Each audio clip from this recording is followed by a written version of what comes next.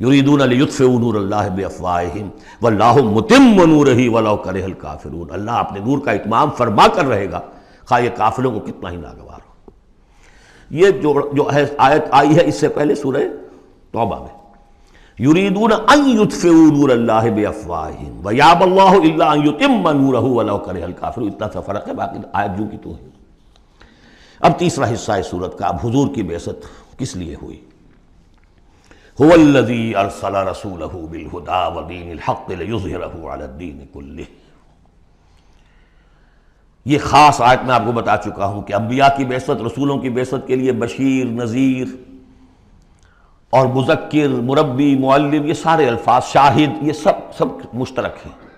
یہ صرف محمد رسول اللہ کے لیے ہے اور 3 دفعہ ہے۔ وہی ہے اللہ جس نے بھیجا اپنے رسول کو صلی اللہ علیہ وسلم، الہدا، کامل ہدایت نامہ جو ان پر کامل ہو گیا، اور دین حق، وہ میزان جو دی گئی تھی تمام انبیاء کو، وہ میزان اب کامل ہو کر دین حق، سچا، مکمل، عادلانہ، مبنی بر عدل و قسط نظام زندگی ہے جو بن گیا۔ کس لیے بھیجا ہے؟ لیظہرہ، سے غالب کریں، یہ نہیں وہ پامال رہے اور 30 لاکھ لوگ حج کرتے رہے، بس اللہ اللہ خیر صلی اللہ۔ رہ گئی رسم اذاں روح بلالی نہ رہی، فلسفہ رہ گیا تلقین غزالی نہ رہی۔ یہ 30 لاکھ آدمی اگر کفن باندھ لیں اپنے سر سے تو دنیا میں انقلاب آ جائے گا نہ آ جائے؟ حج کریاؤ، رمضان کا عمرہ کراؤ، ریچولز، نئے ریچولز، حرام سے کمائی کرو اور عمرے کرو۔ هو الذی ارسل رسولہ بالہدی ودین الحق لیظہرہ علی الدین کلہ ولو کرہ المشرکون۔ مشرکوں کو تو یہ پسند نہیں ہوگا، مشرک چاہیں گے توحید کا نظام قائم ہو جائے، اللہ کی حکومت پوری زندگی پہ قائم ہو جائے۔ اب مشرک کون ہے؟ مشرک صرف بت پرست نہیں ہے، سب سے بڑا مشرک وہ ہے جو کہ ہیومن ساورنٹی کا اعلان کر رہا ہے، وہ تو خدائی کا اعلان کر رہا ہے۔ بت پرست نے تو یہی سمجھا ہوگا یہ کوئی دیوی ہے، دیوتا ہے، کوئی ہماری سفارش کر دے گا، اس کے علاوہ وہ تو خدا بن رہے ہو تم کہ ہم حاکم ہیں۔ یہ دعویٰ تو نمرودیت کا دعویٰ ہے، یہ دعویٰ تو فرعونیت کا دعویٰ ہے، حاکم ہم ہیں۔ الیس لی ملک مصر وہذہ الانہار تجری من تحتی۔ فرق یہ ہے کہ وہ ایک شخص ہوتا تھا، اب پوری قوم ہے، بس اور کچھ بھی نہیں۔ وہ کبھی پسند نہیں کر سکتے، تصادم ہونا ناگزیر ہے، جہاد کرنا پڑے گا، کشمکش کرنی پڑے گی۔ اب وہ کون کریں گے؟ جو اللہ کو ماننے کا دعویٰ کرے اور رسول کو ماننے کا دعویٰ کرے۔ اگلی آیت پڑھ لیجئے، یا ایھا الذین آمنوا هل ادلکم علی تجارۃ تنجیکم من عذاب الیم۔ اے ایمان کے دعوے دارو، کیا میں تمہیں بتاؤں وہ تجارت جو تمہیں دردناک عذاب سے چھٹکارا دلا دے؟ تؤمنون باللہ ورسولہ وتجاہدون فی سبیل اللہ باموالکم وانفسکم۔ ایمان لاؤ اللہ پر جیسے کہ ایمان لانے کا حق ہے۔ سورہ نساء میں بھی پڑھ چکے ہم، یا ایھا الذین آمنوا آمنوا باللہ ورسولہ والکتاب الذی نزل علی رسولہ۔ سورہ حجرات میں ڈیفینیشن مومن کی یہی ہے، انما المؤمنون الذین آمنوا باللہ ورسولہ ثم لم یرتابوا وجاہدوا باموالہم وانفسہم فی سبیل اللہ۔ تؤمنون باللہ ورسولہ وتجاہدون فی سبیل اللہ باموالکم وانفسکم ذالکم خیر لکم ان کنتم تعلمون یغفر لکم ذنوبکم ویدخلکم جنات تجری من تحتہا الانہار۔ وہ تمہارے لیے تمہارے گناہ بخش دے گا، تمہیں داخل کرے گا ان باغات میں کہ جن کے نیچے نہریں بہتی ہوں گی، اور ان باغات میں مسکن دے گا، مساکن طیبہ، بہت پیارے، بہت اعلیٰ، فی جنات عدن، ریزیڈینشل گارڈنز میں۔ ذالک الفوز العظیم، یہی بڑی کامیابی ہے۔ یہ بہت اہم نکتہ ہے، بندہ مومن کی نگاہ اس کامیابی پر جمی ہونی چاہیے، دنیا کی کامیابی پہ نہیں، دنیا میں دین کی کامیابی پر بھی نہیں۔ آپ حیران ہو یہ کیا کہہ رہا ہے؟ نصب العین صرف آخرت۔ اگر آپ نے دنیا میں کامیابی کو نصب العین بنا لیا تو گڑبڑ ہو جائے گی، پھر آپ کہیں گے یہ تو صحیح طریقے سے کام نہیں ہو رہا تو ٹیڑھے سے کرو، سیدھی انگلیوں گھی نہیں نکل رہا تو ٹیڑھی کرو، بائی ہک اور بائی کروک، جیسے کوئی ہاکی کا پلیئر چلتا ہے لے کر کیری کرتا ہے، اسی میں تحریکیں گم ہو جاتی ہیں، تحریکوں کے قبرستان بنے ہیں اسی بنیاد پر۔ تم دیکھو تمہارا فرض یہ طریقہ کار یہ، اس طریقے پہ کام کرتے رہو، نتیجہ نکلے نہ نکلے تمہیں اس سے کوئی بحث نہیں۔ ہاں طریقہ کار پر نظر ثانی کرتے رہو، ہو طریقہ محمد الرسول اللہ سے ماخوذ، اور منہاج لِكُلٍّ جَعَلْنَا مِنْكُمْ شِرْعَةً وَمِنْهَاجًا، ہم نے ہر ایک کو تم میں سے شریعت بھی ایک دی ہے، منہاج بھی دیا ہے۔ منہاج محمدی کیا ہے بولو، تو امت محمد ہو صلی اللہ علیہ وسلم۔ تو یہ بات نوٹ کر لیجئے، بہت اہم ہے، بس تجزیہ کر لیجئے اب تک جو کچھ آیا ہے اس میں، بلکہ اب آخری دو آیتیں بھی پڑھ لیجئے، ایک حیثیت سے یہ 12ویں آیت پر آ کے مضمون مکمل ہو گیا۔ ذَلِكَ الْفَوْزُ الْعَظِيمُ، بڑی کامیابی یہی ہے۔ البتہ دنیا میں ایک اور بونس کی شکل میں ہے، وَأُخْرَىٰ تُحِبُّونَهَا، ایک اور شے جو تمہیں بہت پسند ہے۔ اللہ کی نگاہوں میں تو اس کی کوئی حیثیت نہیں، اس لیے کہ اللہ کی نگاہ میں تو اگر وہ کرنا ہی چاہے تو دین حق کو غالب کر دے آنے واحد میں۔ اللہ تو تمہیں دیکھ رہا ہے بس کہ تم نے کتنی کچھ جانفی شانی کی، کہ کیونکہ تمہارا امتحان ہے۔ لیکن تمہاری نگاہوں میں بہرحال انسان ہو تو بربنائے طب بشری انسان چاہتا ہے کہ جو کچھ ہم کریں اس کا نتیجہ بھی اگر نظر آ جائے تو کیا کہنے۔ وَأُخْرَىٰ تُحِبُّونَهَا، اور وہ دوسری چیز اور بھی جس کا جو تمہیں پسند ہے، وہ کیا ہے؟ نصر من اللہ وفتح قریب، اب اللہ کی طرف سے مدد آیا چاہتی ہے اور فتح تمہارے قدم چوما چاہتی ہے۔ لیکن یہ ظاہر بات ہے یہ کب اتری ہے، یہ میں آپ کو بتا چکا ہوں، اس کو سمجھیے سورہ صف کو، سورہ احزاب کا ضمیمہ، وَبَشِّرِ الْمُؤْمِنِينَ، یہی الفاظ آئے ہیں، اور اے نبی اس کی بشارت دے دیجئے اہل ایمان کو۔ قول میں حضور کا آپ کو سنا چکا ہوں، آپ نے فرما دیا تھا غزوہ احزاب کے بعد، لن تغزوکم قریش بعد عامکم ھذا، اے مسلمانوں اب اس سال کے بعد قریش تم پر چڑھ کر نہیں آ سکتے، ایگزاسٹ ہو چکے ہیں۔ وَلَكِنَّكُمْ تَغْزُونَهُمْ، اب تمہاری طرف سے انیشیٹو ہوگا، اور وہ انیشیٹو تھا کہ جو عمرے کے سفر کی نیت سے آپ نے کیا، صلح حدیبیہ ہو گئی، اور اِنَّا فَتَحْنَا لَكَ فَتْحًا مُبِينًا کی آیت اتر گئی۔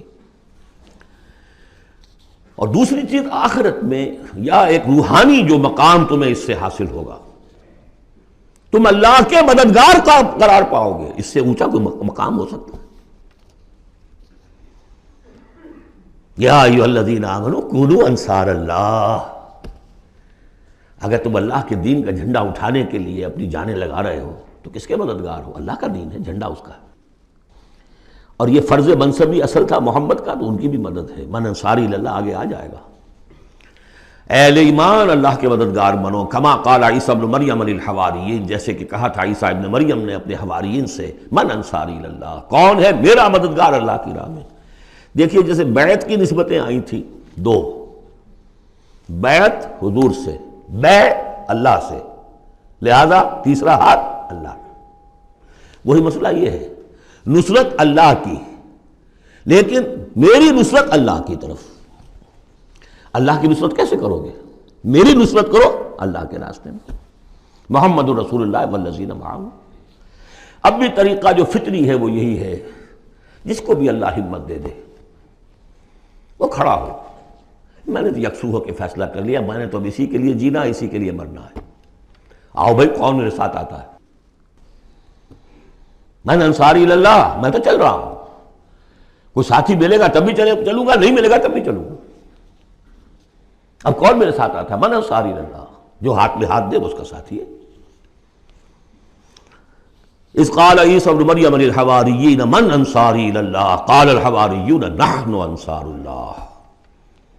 اگرچہ وہ مددگار تھے حضرت عیسیٰ کے، حقیقت میں تھے اللہ کے، بظاہر عیسیٰ کے، حقیقت اللہ کے۔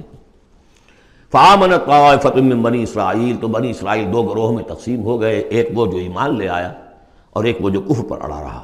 وکفرت طائفہ فأیدنا الذین آمنوا علی عدوہم، تو ہم نے مدد کی ان کی جو ایمان لائے تھے ان کے خلاف، کہ جنہوں نے کفر کیا تھا ان کے دشمنوں کے خلاف، فاصبحوا ظاہرین، بالآخر وہی کامیاب ہوئے۔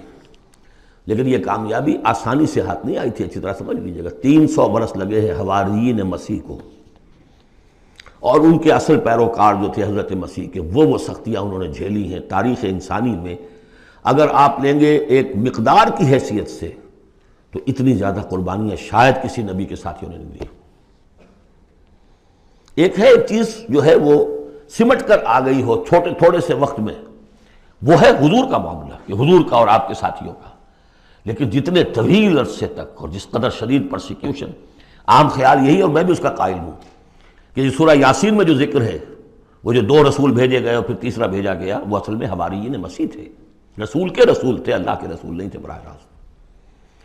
اسی طریقے سے آپ کو معلوم ہے جو پرسیکیوشنز ہوئی ہیں ان کی، جس طریقے سے انہیں ستایا گیا ہے، جو اصحاب الاخدود تھے وہ بھی عیسائی تھے، جن کو کہ یہودیوں نے جلایا، ابو نواس نے، وہ بھی عیسائی تھے، حضرت مسیح کے ماننے والے۔ اسی طریقے سے یہ 7 سلیپرز کون تھے جو جان بچا کر گئے تھے؟ اصحاب کہف عیسائی تھے۔ رومی شہنشاہیت تھی، بت پرستوں کی شہنشاہیت تھی، اس میں جو کچھ پرسیکیوشن ہوئی ہے وہ تو 300 عیسوی میں پھر رومن امپائر نے عیسائیت قبول کی ہے۔ اس کے بعد سے پھر ظاہر بات ہے، چاہے عیسیٰ کو وہ صحیح طور پر مانتے ہیں، غلط طور پہ مانتے ہیں، عیسیٰ کے ماننے والے ہیں، وہ کہتے ہیں وہ حرام زادہ ہے، وہ کہتے ہیں کہ نہیں وہ اللہ کا بیٹا ہے، بس اتنا ہی فرق ہو گیا، وہ ایک انتہا کو نکل گئے، وہ دوسری انتہا کو نکل گئے۔ باسٹرڈ کہتے ہیں کھلم کھلا، سن آف مین، اور وہ لوگ کہہ رہے اللہ کا، لیکن مانتے تو ہے نا، یہ انکار کرتے ہیں۔ تو ہمارے ہاں بھی کتنے ہی لوگ ہیں حضور کے رتبے کو جب نعتوں میں بیان کرنے آئیں گے اللہ سے کم چھوڑتے ہیں، اللہ سے اوپر بنا دیتے ہیں۔ اوتار کا عقیدہ تو میں آپ کو بتا چکا ہوں، وہی جو مصطفی عرش تھا خدا ہو کر اتر پڑا وہ مدینے میں مصطفیٰ ہو کر۔ مدینے کی مسجد میں ممبر کے اوپر بغیر عین کے ایک عرب ہم نے دیکھا، عرب میں سے عین نکال دے کیا رہ جائے گا؟ رب۔ کون ہے کہنے والا؟ یہ مسلمان، محمد کا امتی ہے۔ تو یہ جو انتہائیں ہوتی ہیں، غلو ہوتا ہے، یا اہل الکتاب لا تغلو فی دینکم، تو غلو ہم کم ہے، کم کرنے والے۔ کون سا جرم ہے جو پچھلوں نے کیا ہم نے نہیں کیا، سوائے اس کے کہ اس قرآن کی تحریف ہم نہیں کر سکے، اس کے متن کی، بس۔ اور وہ اس لیے کہ اسپیشل پروٹیکشن اللہ کی تھی۔ یہ ہے سورہ صف۔ ایک سورت بھی سمجھ میں آ جائے تو زندگی کا راستہ بالکل واضح ہو جاتا ہے۔ البتہ یہ جو قتال اس میں بتایا گیا، میں نے عرض کیا تھا قتال ایسا نہیں ہے کہ اٹھاؤ ہتھیار جاؤ نعرہ مارو اور خودکشی کر لو، ٹکرا جاؤ۔ اس کا ایک پروسیس ہے، پہلے اس کے لیے مردان کار چاہیے، ایسے مردان کار جن کے دلوں میں اللہ کی محبت کے سوا دنیا کی کوئی محبت نہ رہ گئی ہو، جو ہم سورہ شورى میں پڑھ چکے ہیں۔ فما اوتیتم من شیء فمتاع الحیاۃ الدنیا وما عند اللہ خیر وابقى للذین آمنوا وعلی ربہم یتوکلون۔ طالب آخرت بن چکے ہو، واقعتاً کہنے کی حد تک نہیں، زبانی کلامی نہیں، فی الواقع۔ پھر ان کے اندر وہ اخلاص اور خلوص، پھر ایک نظم کی پابندی، ایک لیڈر کے ساتھ عہد، جو کہو گے۔ یہ تقاضے اگر پورے نہیں ہوتے، اور محتدم تعداد کے اندر 2-4 سے تو نہیں ہوگا معاملہ۔ 4 کا ہوتا معاملہ تو حضرت موسیٰ کے ساتھ بھی تھے، 3-4 تو اور 150 تو اور بھی شاید نکل ہی آتے، کوئی ذرا اور محنت کرتے، لیکن نہیں، معتدم تعداد، ریکوزٹ نمبر۔ لہذا اس کو تیار کرنے کے لیے کیا طریقہ کار ہے؟ یوں سمجھیے کہ منہج انقلاب محمدی کے 2 حصے ہیں۔ اوپر کا حصہ ٹکراؤ، تصادم، وہ سب کو معلوم ہے، غزوہ بدر، غزوہ احد، غزوہ احزاب، فلاں فلاں اور کس کو نہیں معلوم؟ لیکن اکبر الآبادی کا بڑا پیارا شعر ہے، خدا کے کام دیکھو بعد کیا ہے اور کیا پہلے ہے، نظر آتا ہے مجھ کو بدر سے غار حرا پہلے۔ یہ غار حرا کی جو تنہائیاں تھیں، جو سوچ و بچار تھا، پھر اس نے 12 برس تک مکے میں جو دعوت، تبلیغ، تربیت، تزکیہ، تعلیم، تنظیم، یہ کام کیا ہے۔ یہ ہے جس کا نتیجہ سامنے نظر آتا ہے۔ چاہے تمہارے جسم کے ٹکڑے اڑا دیں، تم نے ہاتھ نہیں اٹھانا۔ یہ ارادہ آسان کام ہے کوئی؟ بلی کو بھی آپ گھیر لیں اگر کسی کونے میں تو وہ آپ پر حملہ کر دے گی۔ ڈیسپریٹ آدمی 2-3 کو مار کر مرے گا، ایسے نہیں مر سکتا آدمی۔ آدمی بڑی شے ہے، لیکن اجازت نہیں ہے۔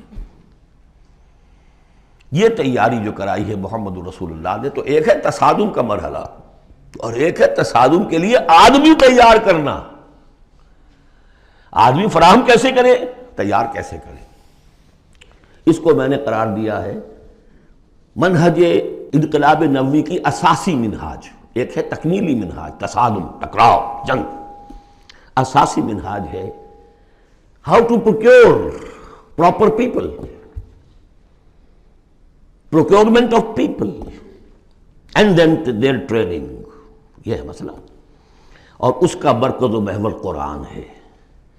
اگلی سورہ سورہ جمعہ اسی سے بحث کر رہی ہے. یوں سمجھ لیجئے کہ بعثت محمدی کا مقصد، اس کے لیے تصادم کے مراحل یہ سورہ صف میں، لیکن اس کے لیے مردان کار کی تیاری کا عمل سورہ جمعہ میں.